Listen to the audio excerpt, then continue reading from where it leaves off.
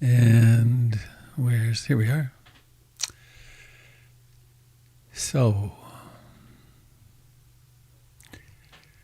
my apologies to those of you on Facebook and YouTube.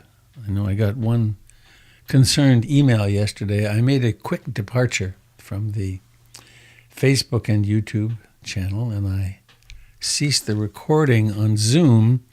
One of our members on Zoom shared something that was very painful and personal, and it was just not wise to record or broadcast it. So sorry I didn't make my departure clearer, because I understood it created a little consternation.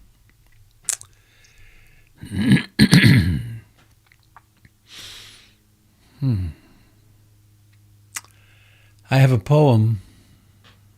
I'd forgotten about this one. I just was browsing through the list. Are you recording?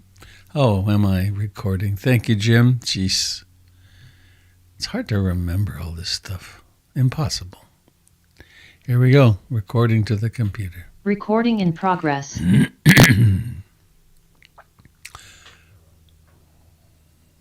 There's Jim. Hi. You are co-hosted. Shotgun.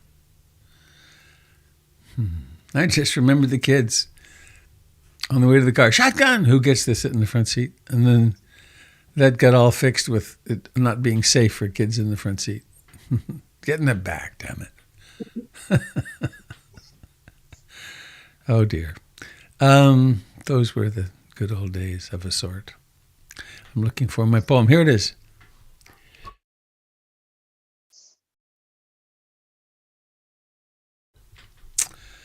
All right. This is by Danusha Lamaris. Hello, Danusha, wherever you are. I've been thinking about the way when you walk down a crowded aisle, people pull in their legs or let you by. Or how strangers still say, bless you, when someone sneezes. A leftover from the bubonic plague. Don't die, we're saying, and sometimes when you spill lemons from your grocery bag, someone else will help you pick them up. Mostly we don't want to harm one another.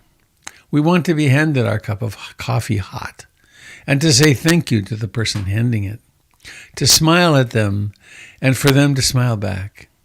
For the waitress to call us honey when she sets down the bowl of clam chowder, and for the driver in the red pickup truck to let us pass.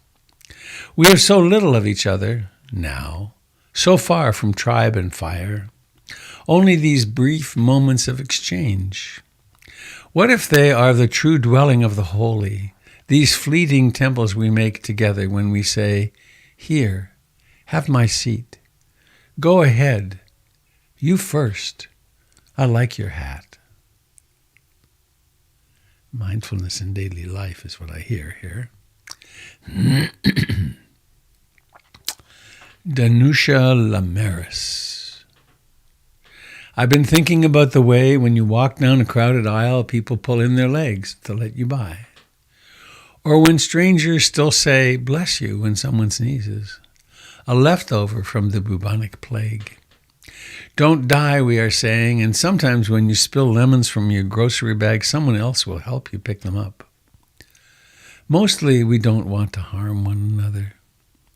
We want to be handed our cup of coffee hot and to say thank you to the person handing it. To smile at them and for them to smile back. For the waitress to call us honey when she sets down the bowl of clam chowder. And for the driver in the red pickup truck to let us pass. We have so little of each other now, so far from tribe and fire. Only these brief moments of exchange. What if they are the true dwelling of the holy, these fleeting temples we make together when we say, here, have my seat. Go ahead, you first. Or, I like your hat. We have so little of each other now, so far from tribe and fire. Only these brief moments of exchange. What if they are the true dwelling of the holy, these fleeting temples we make together when we say, "Here, have my seat. Go ahead. You first. I like your hat."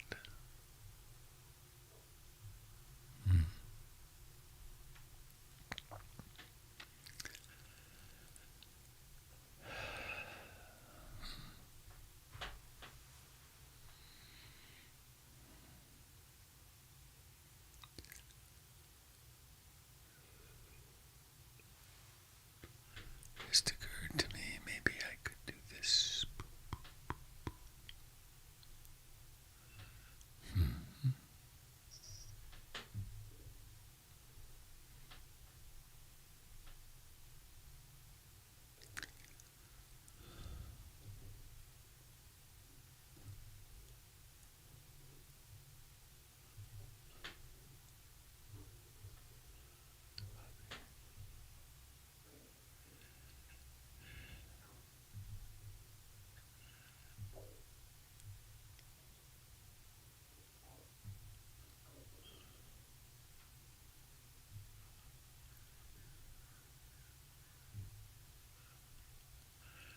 Good. That poem pasted into the chat if you'd like it.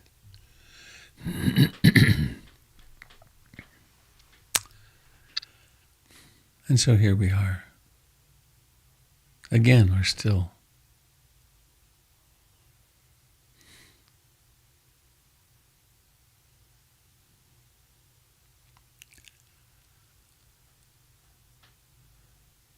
Following the ancient ritual.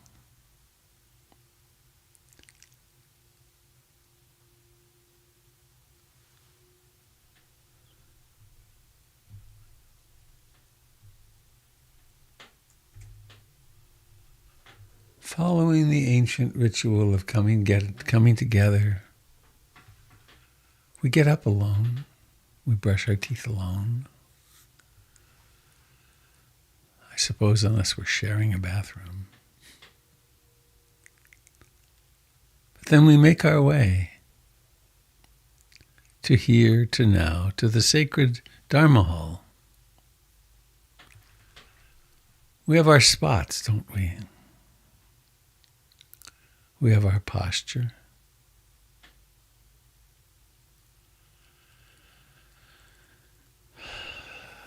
It's morning here in Pacific Daylight Time. The sun's above the horizon, actually. Behind the house, but above the horizon. It's light. Summer's coming. Spring is upon us.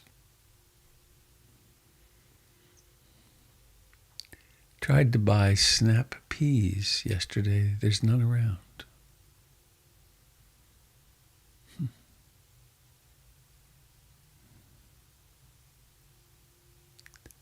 One thing there still is plenty of, however, is mindfulness. There's an infinite supply.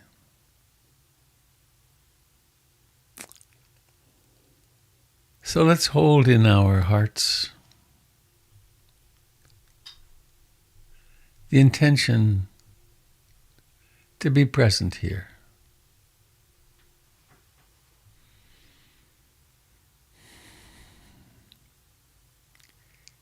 It's morning again. Let us embrace this one-of-a-kind, singular human body.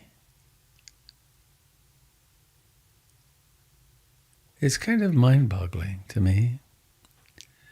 There are, they say, hundreds of millions of galaxies, each one filled with hundreds of millions of stars. And each one of us is utterly unique. There's never been a you before. There never will be another you.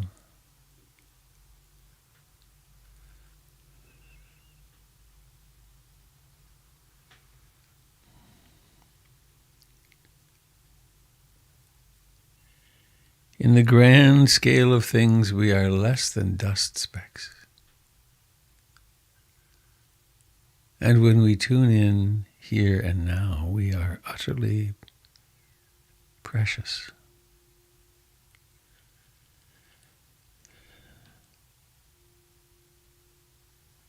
This is where awakening happens.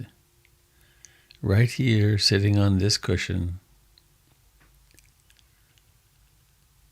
So let us be aware of breathing in and breathing out.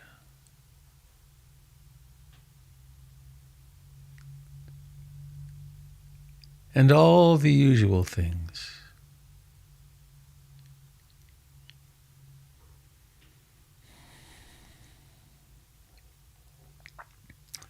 The fact that the mind wanders.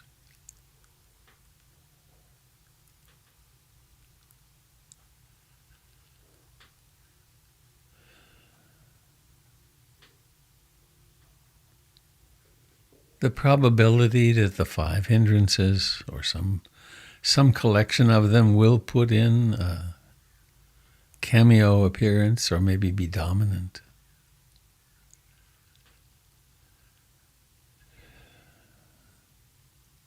What is present this morning?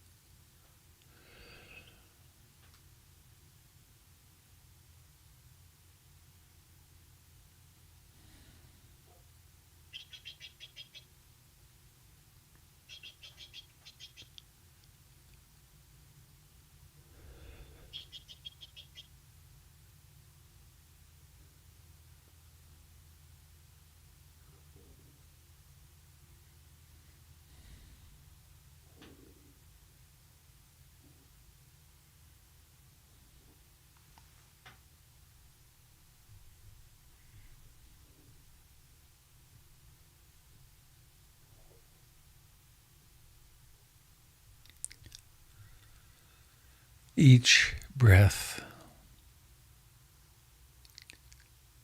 appears out of non-existence.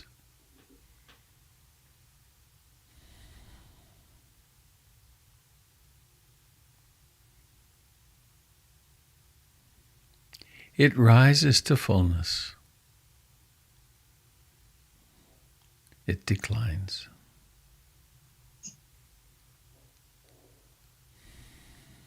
It disappears.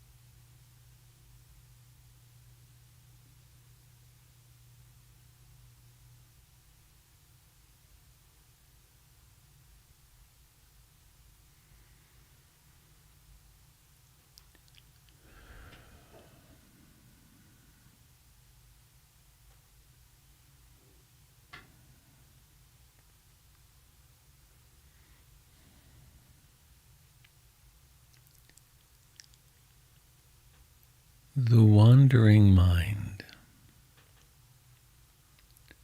the conditioned mind,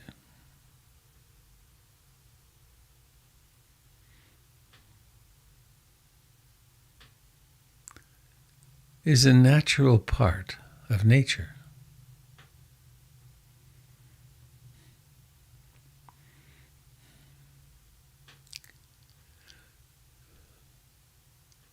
No doubt it had or has significant survival value.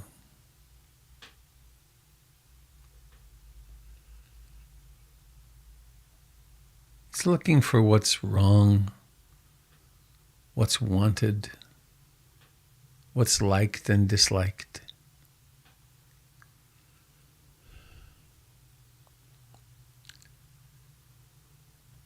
It's closely associated with emotions.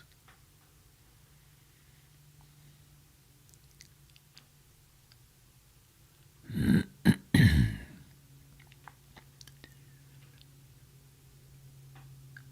comes a time, however, in a human's life when it's time to go beyond mere survival.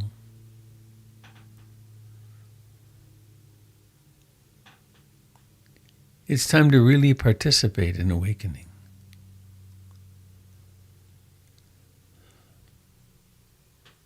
The highest human value.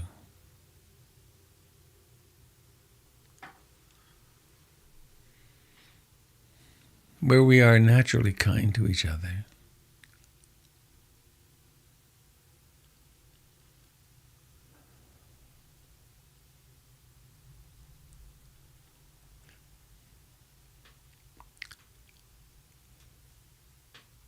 And the guidance of the Buddha suggests that we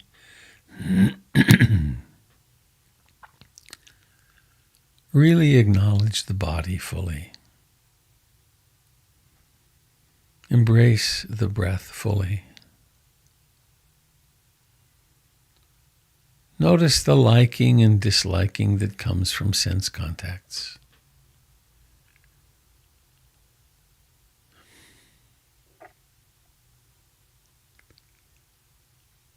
Notice the various states that occur in the mind.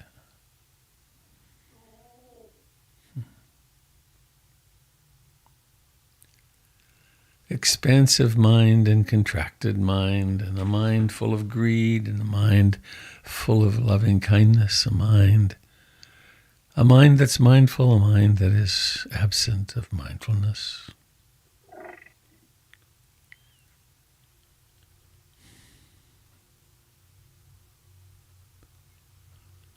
Mindfulness can receive and know, seeing and hearing and smelling and tasting and touching. It can know the 5 hindrances, the enlightenment factors. They're all observable.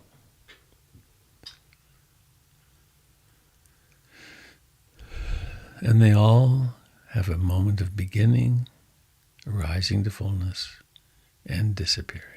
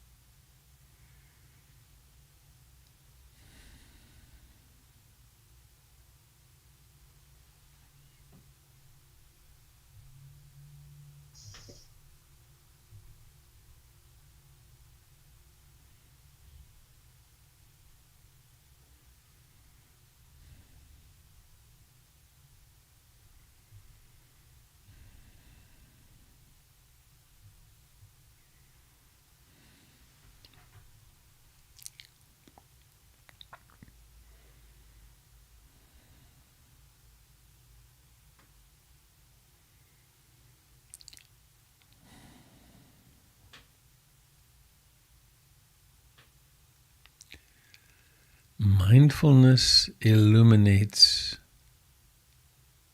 life.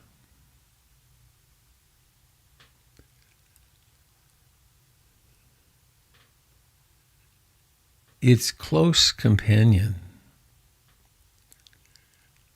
concentration,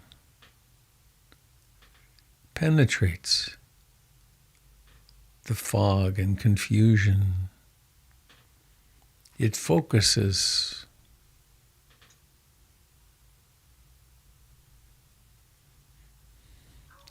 Together they are like hand washing hand, said my teacher Anagarika Munindra many times. They are like hand washing hand.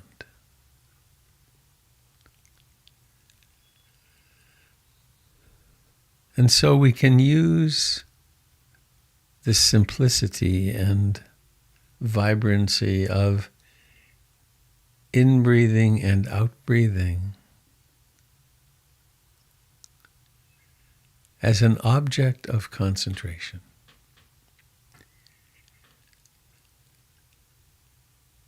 We notice the very beginning, the emergence of an in-breath.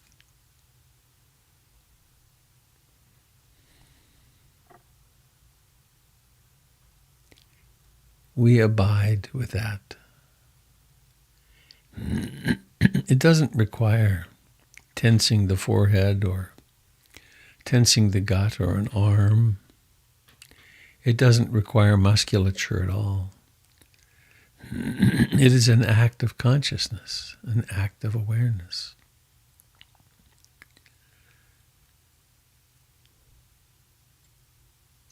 And we do this again and again. For the entire length of a sitting, or perhaps a few weeks or months, or perhaps decades. We devote life energy to being aware of breathing in and out,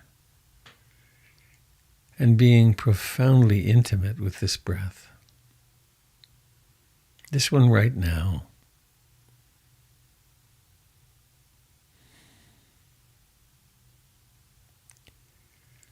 As though it were the only breath, which of course it is. It is this moment.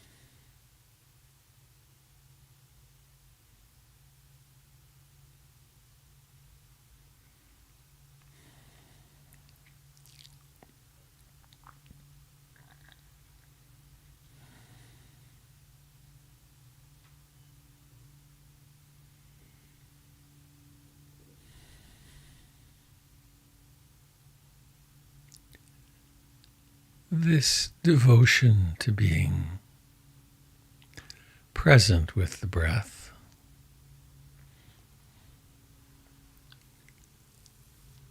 spills over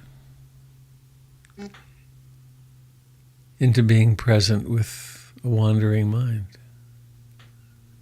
waking up in the middle of some neurotic obsession.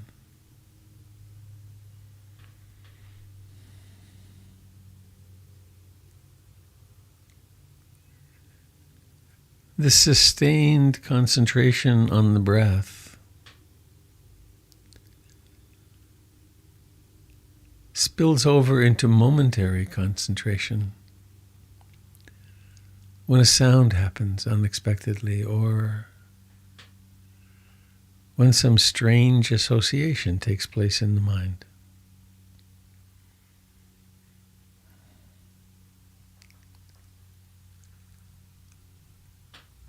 So together, this mindfulness that lights things up, the knowing faculty,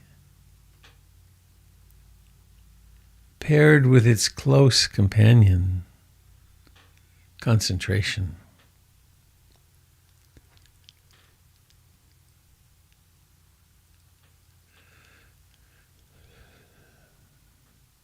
they begin to make the very operation of the mind obvious.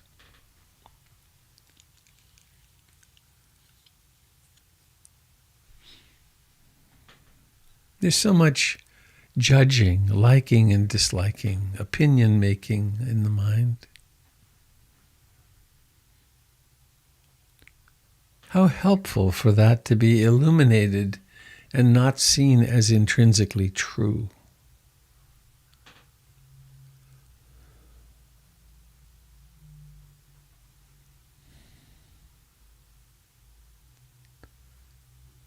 And all of this happens simply by creating the conditions for presence. Breathing in, breathing out, with a curiosity, a persistence,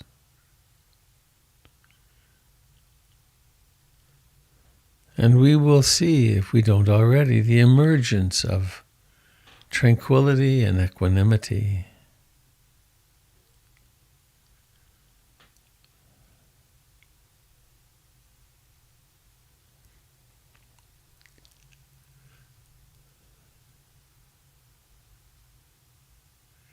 And a quiet joy that is the fruit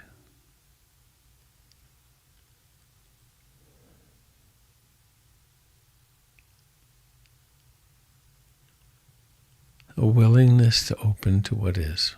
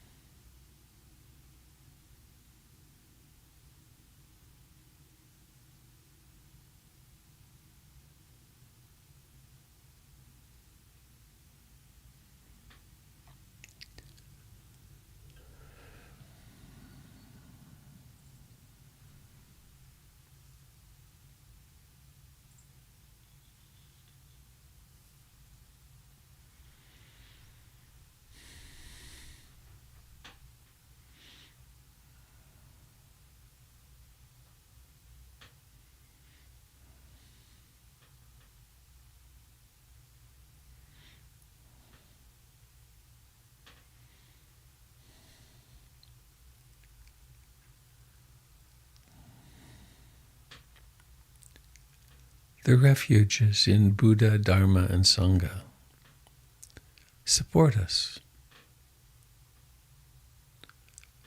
We are headed into uncharted territory. Well, that's not true. It's beautifully charted, the map. The map of the journey of awakening is very clear. The Buddha did a fine job 2,600 years ago. And there were many other fine hearts and minds that helped focus it.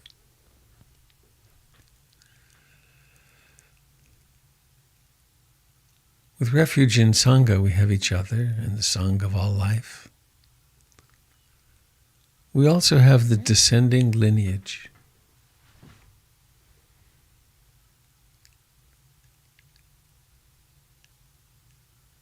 And it's possible, wise even, to do a reflection on lineage, on gratitude.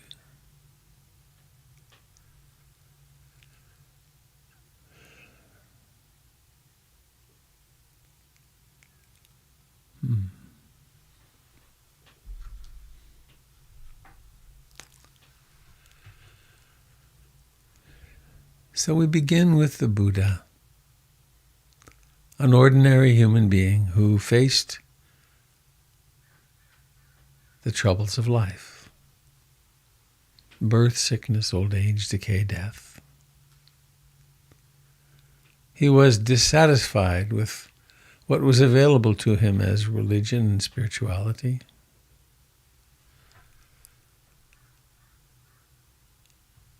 And he set off and devoted his life to finding the door, which he did. And then he shared it with 5 friends, and then for 40 some years he traveled around North India.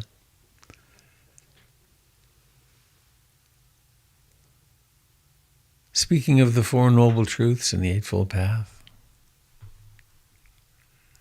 modeling how it was to live a life of kindness, generosity, wisdom.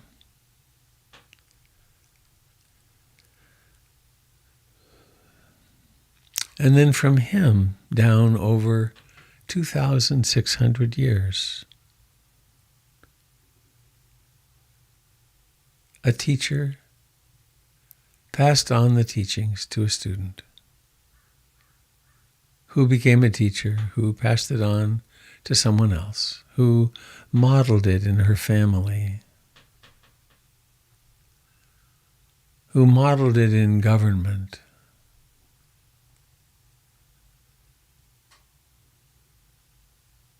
who spoke in the public square about love and compassion and nonviolence and forgiveness.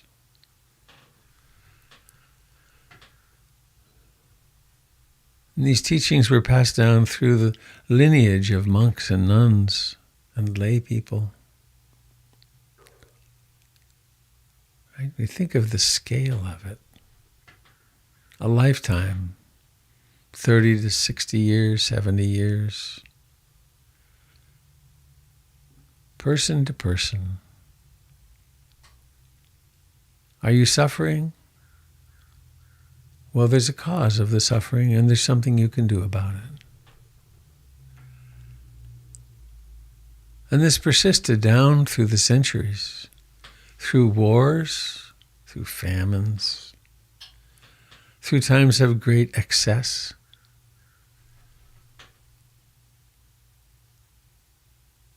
Into various parts of the world, over mountain ranges and rivers. People created monasteries, convents.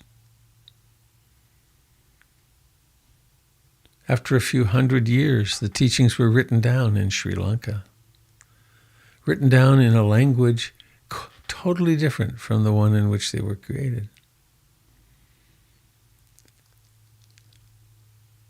People just figured out how to write at that time. And they wrote the teachings down on young palm leaves that they would scratch with a stylus. And there were enough of them that it filled 3 baskets, and this became the Tripitaka, the canon of the Theravadan Buddhist world. The teachings evolved and transformed. It became the Mahayana tradition and Vajrayana. It crossed over the mountains into Tibet and had cultural accretion from the Bon tradition and went to China.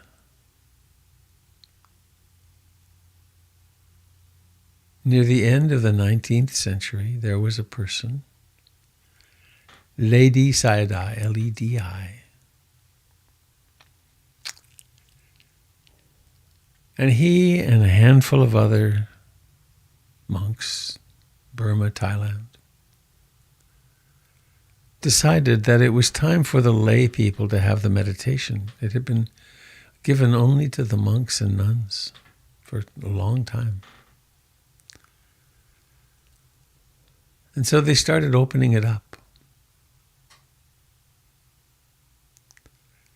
And there was in the Burmese government a man named U Ba Khin. He held 2 positions, 2 portfolios, I guess you'd call it. Finance and something else. He had bad migraines, crippling migraines, actually.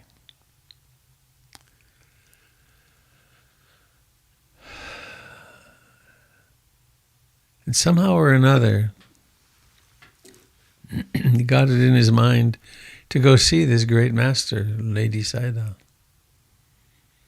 He'd heard he could help people who were sick. And he made the pilgrimage, which was some distance, I'm told. And Ledi Sayadaw said when he came in, "Here you are, I've been waiting for you."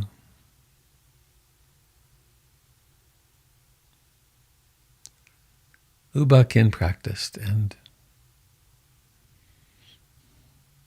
some big things happened. He woke up.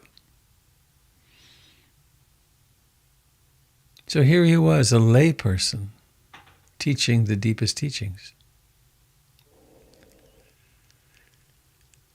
And he instituted in the government that everyone would come to work an hour. The first hour of the day would be spent in silent meditation. Kind of a different approach.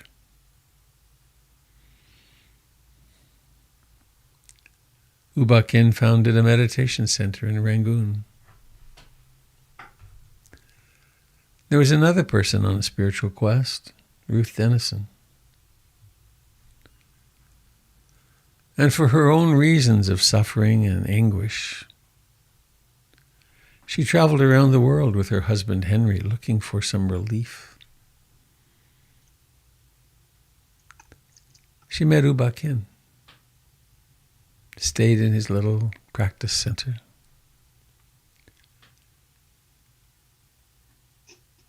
And the lineage, the light that had been shining down through the generations captured her too.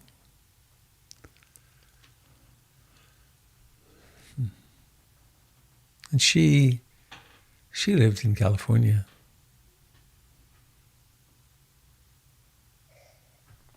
And so she too began to teach. Retreats in rundown old church camps and all over the place.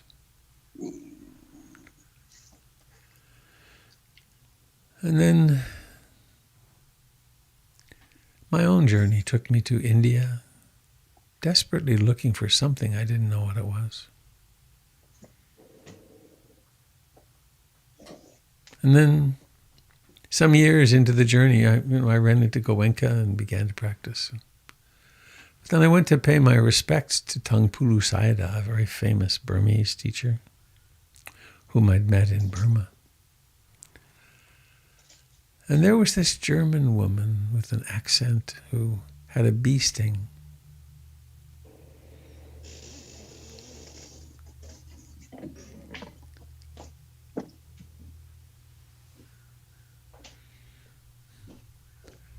And the rest is history. And so here we are, a practicing community, sharing the Dharma with our friends and loved ones.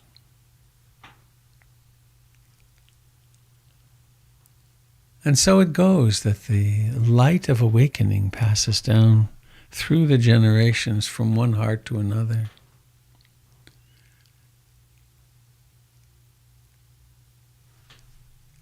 It's not just that we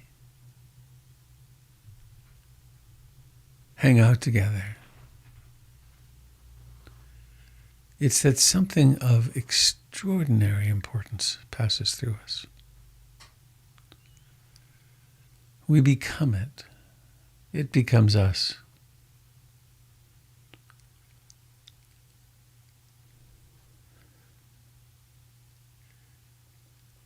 And it becomes possible for us to say things like, I love you, with our own name at the end. That's pretty revolutionary. And we can say, may all beings, or may my loved ones, may the persons closest and dearest to me be free from suffering.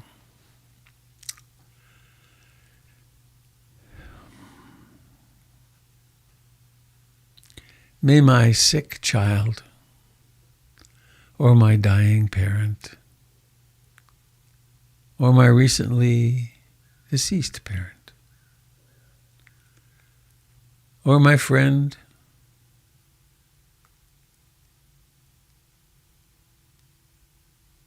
may these people all taste the sweet nectar of the Dharma.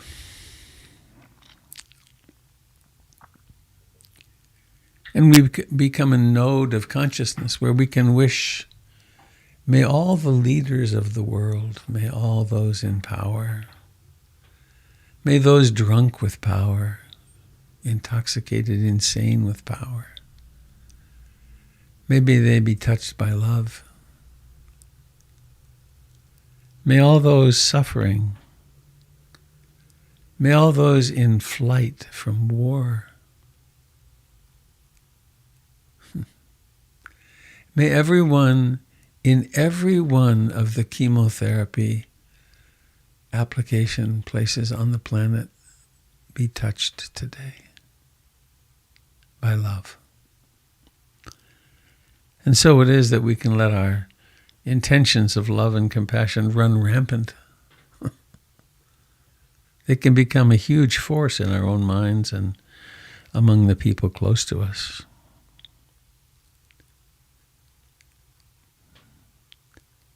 And so it is that we can reflect upon the lineage and escape from our mistaken notion that we are these separate individuals with no grounding, when in fact the grounding goes back thousands of years.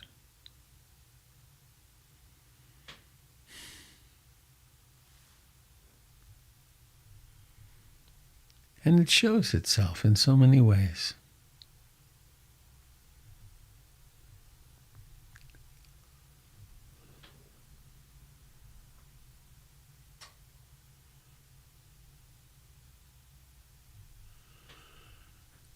It shows itself in small kindnesses. I've been thinking about the way when you walk down a crowded aisle, people pull in their legs to let you by.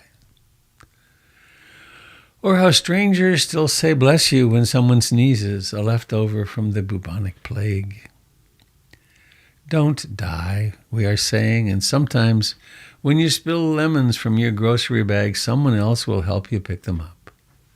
Mostly we don't want them to harm each other. We don't want to harm each other.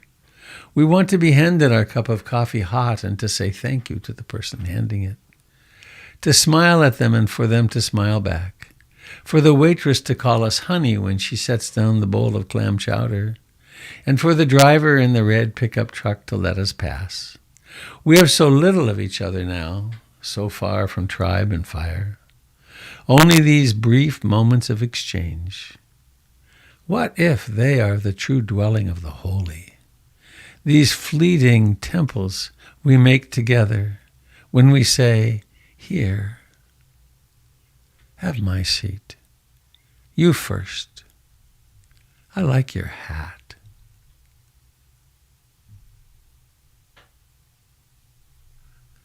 May all beings share in the merits of our practice.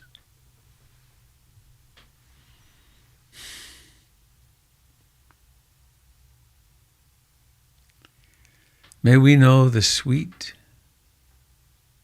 delight and safety of an undefended heart. And may mindfulness travel with us everywhere we go today.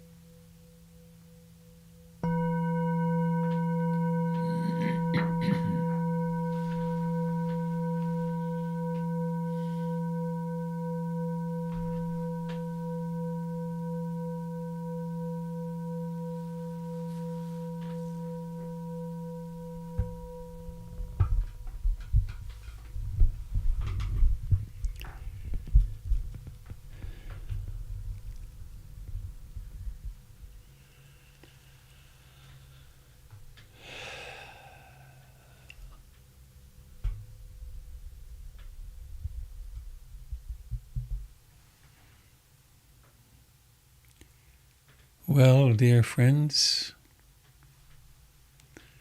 thank you for coming this morning, setting off into our journey together.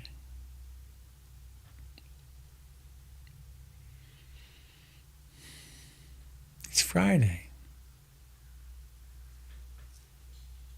Tomorrow, Candle Summers is leading a retreat from 9 to 2. I don't know if they closed registration or not, but if you at the last minute really want to go, send me an email, robert@robertbeatty.com.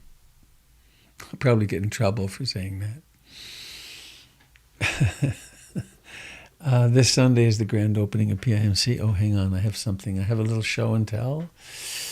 I do that, and then I do that, and then I do... Whoa. Where is it? I do this. Facebook people now can see it. And I do this, and here it is. The grand reopening. Join us in person and on Zoom. After nearly 2 years, it's with great pleasure that we are announcing PIMC building will open and available for gatherings. We have devices for the hearing impaired, and we have a beautiful wheelchair ramp and exquisite restrooms for all. I will mention this just in passing. Sunday night, the gathering of the Be Queer Now group continues. I'm told it's becoming richer and richer as it figures out what it is. And I think that's all the announcing I want to do. I've done lots of talking here. Anything with you, dear friends?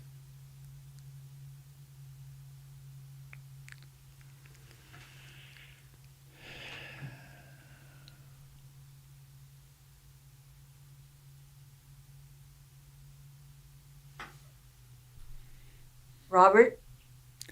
I hear Pamela. Hello, Pamela. I am, yes. Okay, I have a question. Yesterday, at the beginning, when you shared the reflections of Mr. NATO, Yes. yeah, and he talked about going home, and I wasn't sure what that meant in the context of Buddhism. It seemed very Christian to me, which is kind of my background. And I'm remembering Rahula when I was in that class, and as I understood it, there was kind of a carryover from whatever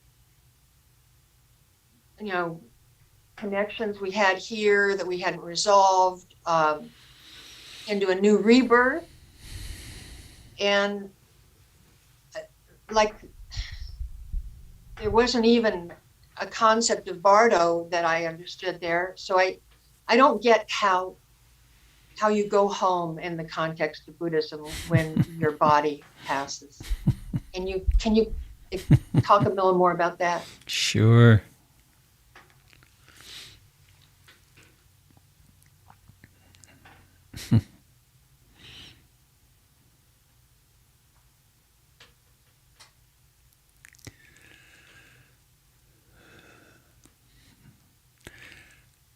I don't have the least idea what happens when we die.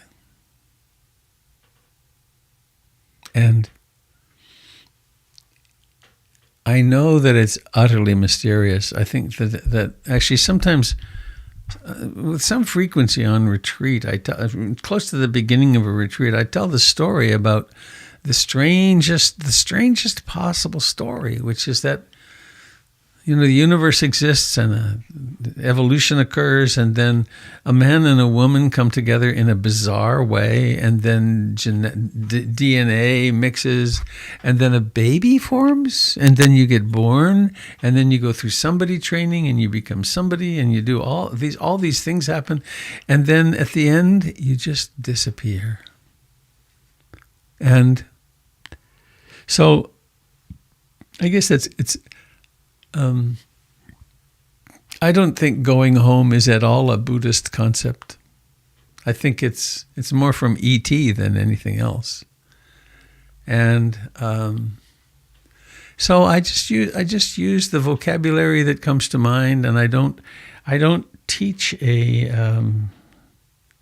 I don't purport to teach knowing what happens when we die. I do know that the law of karma works from this moment to the next, and from today till tomorrow. If I act in ways that are kind and loving and generous, then I am kinder and more loving and more generous, and my life is better. It's more pleasant. And the same is true over weeks, months, years. But I don't, I've done a little study of the Tibetans and the Bardos, and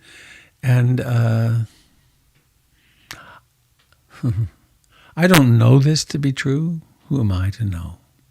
But I don't think they know either, quite honestly. I think that we have ideas. Humans have ideas. I once asked the senior teacher in the Theravadan Buddhist tradition in the West, Ajahn Sumedho, what he made of rebirth and what happens after death. And he said, I don't know. However, there's something about the practice that can be, for me, and I've seen for quite a lot of people, can be very comforting to know that, well, it's a mystery, and I know how to bear mystery. I know how to lean into mystery. So I think going home is certainly from my Christian background, and yeah, and there is, of course, the Buddhist teaching, and it comes from Hinduism originally, where there's the notion of karma and rebirth, and that if one acts in skillful ways in this lifetime, then one is born in a skillful lifetime next time, in a lifetime where you can practice, and actually I don't know if it's true in other traditions in Buddhism, but there's some things that are a bit awry in it, that in the Theravadan tradition, historically, and to this lifetime, to this day, it's commonly understood that women, that the people who get enlightened, the people who reach the goal, quote, are monks, male monks, and that women really shouldn't even bother trying to practice, because it's only by being a good woman and being born as a man and then becoming a monk that you can possibly get awakened. So there's some very strange beliefs, and that's not arcane. I have an Asian friend, a woman who actually has had to work hard to get past that in her own practice. So there's strange beliefs. Strange, weird. I mean, they're not strange in the history of human development, but they're weird. Again, okay. Yeah. Okay. But I like the poetry of going home. Yeah. Going home.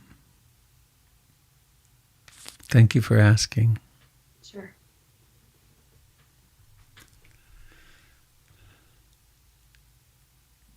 There's a scary thought about going home.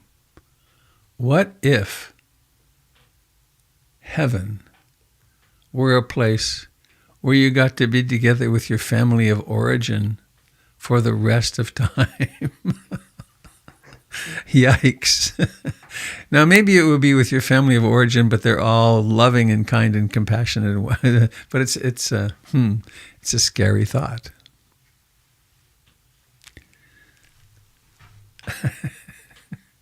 I traveled so far to have friends like you.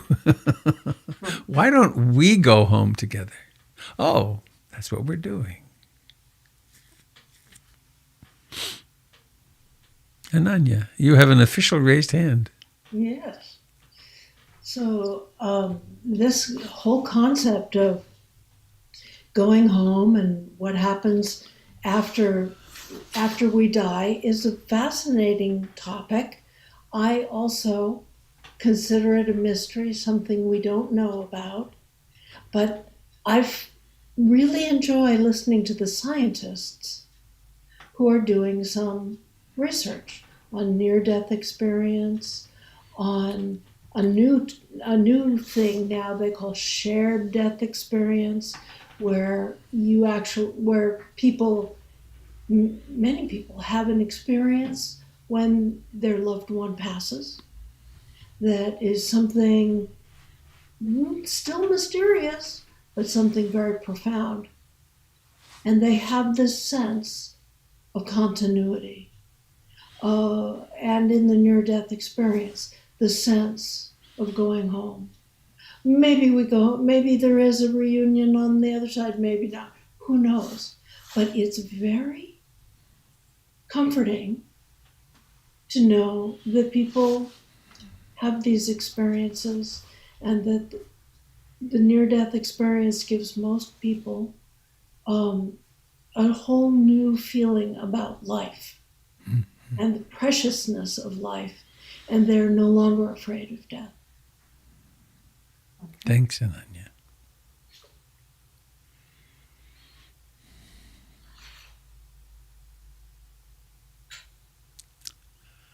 I should, I think, put in one more line of thought.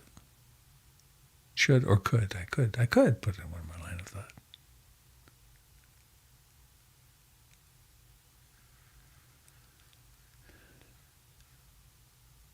As I understand it, oh, hang on a second, please. I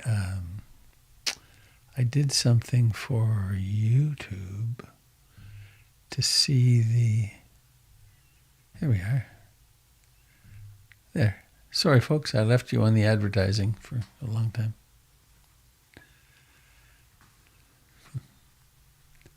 From the Eightfold Path.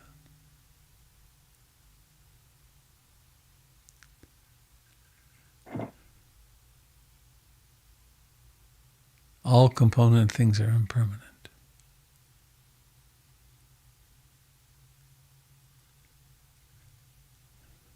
We develop mindfulness and concentration and the other enlightenment factors in order to practice seeing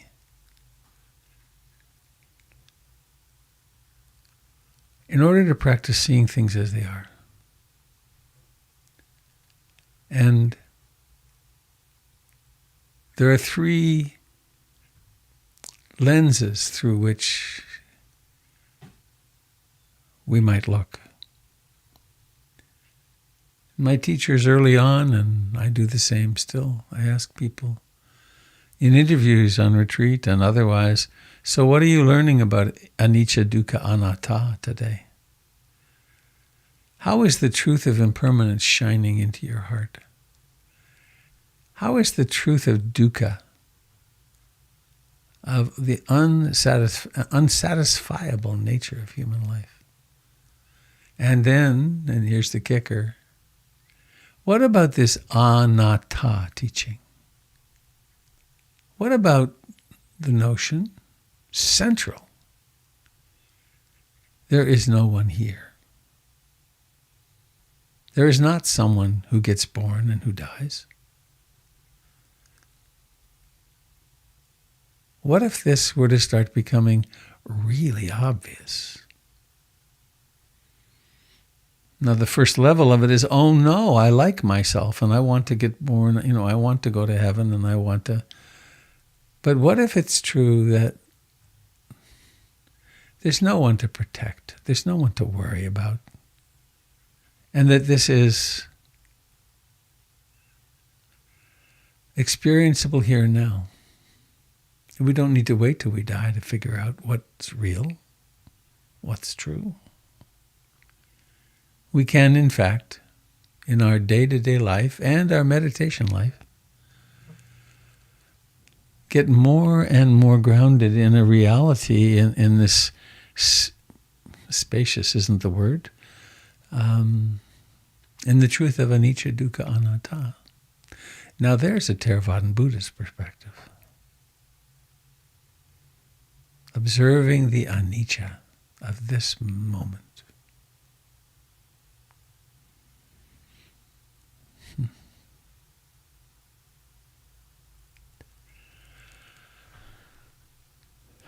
Well,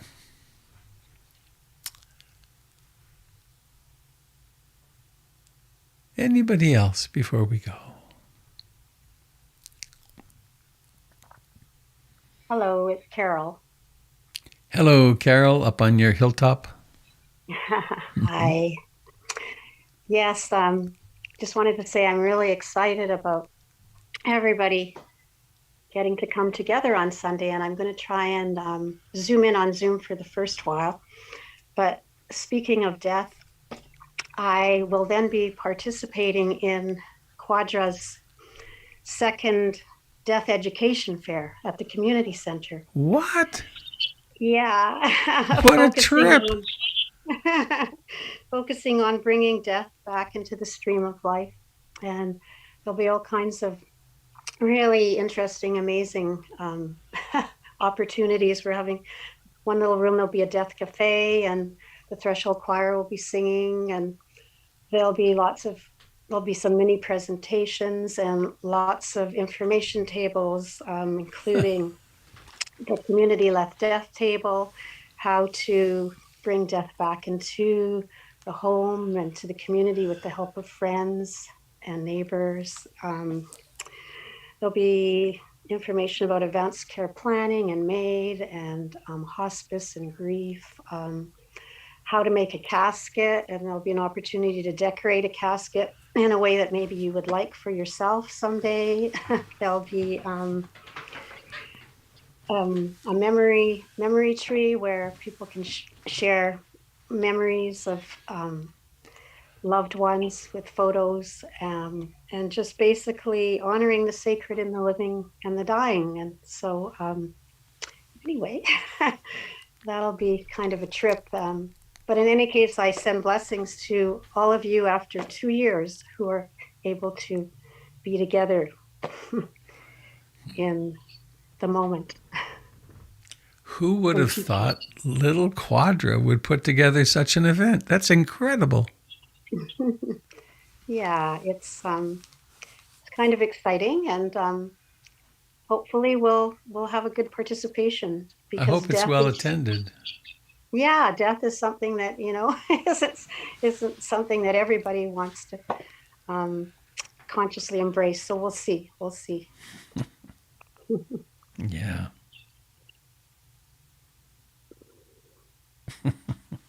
Great.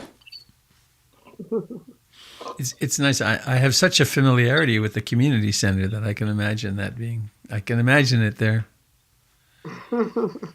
Well, I'll be with you in spirit, and you'll be with us in spirit. So there you go.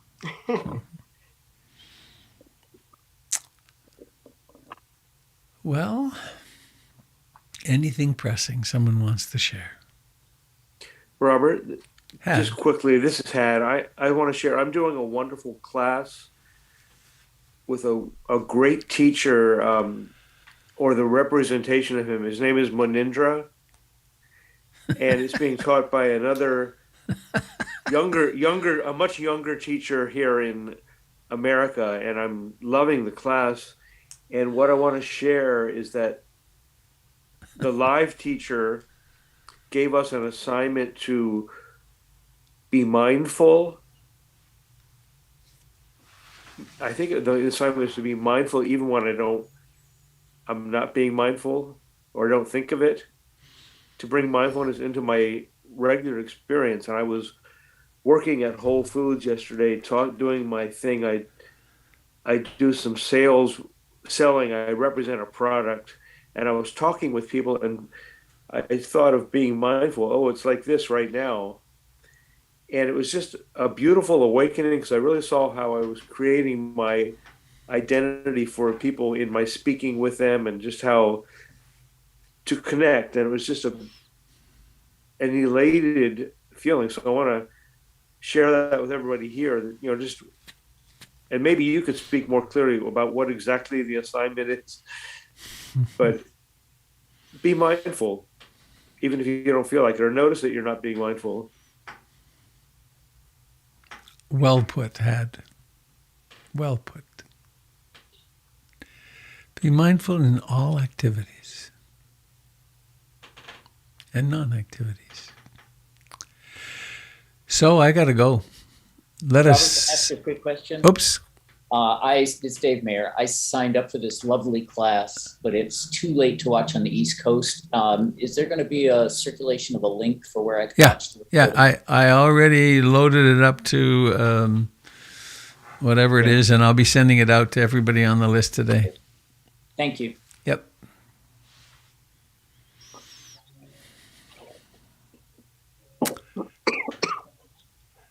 So shall we sing our way? I was going to say, sing our way home. I think it's, shall we sing our way out of here? How about that? May all beings receive all blessings. Here we go. Bhavatu Sabe Mangalam. Bhavatu Sabe Mangalam. Bhavatu Sabe Mangalam. Sadhu, sadhu, sadhu. Have a fine, mindful day, dear friends. Thank you. Bye-bye. Robert. Here we Robert. go. Good.